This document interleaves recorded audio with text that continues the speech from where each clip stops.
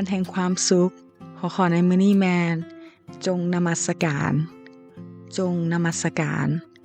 ในโกโลสายบทที่1ข้อ13ทรงกล่าวว่าพระองค์ได้ช่วยกู้เอาพวกเขาออกมาจากอำนาจของความมืดและได้นำพาพวกเขาเข้าไปตั้งไว้ในอาณาจักรแห่งพระบุตรที่หักของพระองค์อยู่บางประเทศมีการขู่ชาวคริสเตียนว่าจะทำลายพระคัมภีร์ของพวกเจ้าเสียให้หมดไปซึ่งคริสเตียนที่ถูกขู่ได้ตอบกลับไปว่าข้าน้อยถือรักษาถ้อยคำของพระองค์ไว้ในจิตใจเพื่อว่าจะบ่ได้เฮ็ดบาปต่อสู่พระองค์พวกศัตรูขู่ว่าถ้าดังนั้นเขาจะทำลายโบสถ์ของพวกเจ้าบ่ให้มีบ่อนนมัสการผู้เชื่อบอกว่าบ่ย้านท่านอยากทำลายก็ทำลายไปเลยเพราะพวกเขานมัสการด้วยจิตวิญญาณและความจริงพวกเขาขู่อีกว่าเขาจะฆ่าพวกเจ้าให้ตายคนของพระเจ้าว่าออกว่าท่านฆ่าเฮาบ่ได้ดอกเพราะพวกเขามีชีวิตอันตลอดไปเป็นนิจบ่ว่าศัตรูจะขู่หรือพยายามหาทางทำลายด้วยวิธีการต่างๆเพียงใดพวกเขาก็บ่สามารถหยุดความเชื่อของผู้ที่รักพระเจ้าได้เลยคือกับกษัตริย์ฟาโรห์ในอียิปต์ที่ทั้งฆ่าข่มเหงบีบบังคับและให้เป็นทาสแต่ชาวอิสราเอลก็เพิ่มทวีหลายขึ้น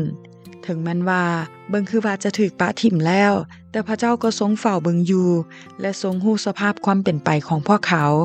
พระเจ้าจึงทรงและใช้โมเสสให้นำการปลดปล่อยพวกเขาให้ออกมาจากแดนทาสและนำมาถึงพระเจ้าโมเสสเป็นผู้ปลดปล่อยและเป็นผู้นำประชาชนของพระเจ้าไปขอต่อกษัตริย์ฟาโรห์ว่าพระเจ้ายาเวห์พระเจ้าของชาติอิสราเอล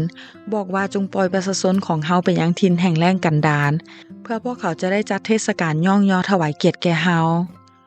จุดประสงค์ในการปลดปล่อยก็เพื่อให้มานมัสการพระเจ้า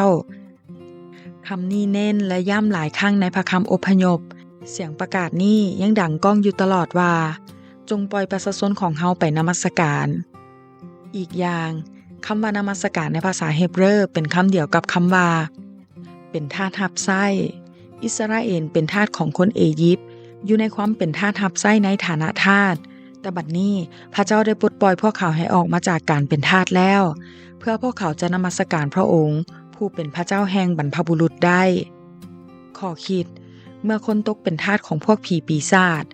เราก็จะดำเนินชีวิตตามตัณหาต่างๆของเนื้อหนังแต่พระเจ้าเต็มด้วยความเมตตาและความรักจึงช่วยเฮาให้พ้นจากอำนาจของความมืดและย้ายเฮาเข้ามาไว้ในแผ่นดินแห่งพระบุตรที่รักของพระองค์ดังนั้นเฮาจึงมีไซและนมัสการพระองค์ได้อย่างอิสระจงนมัสการแล้วจะมีไซขอพระเจ้าอวยพร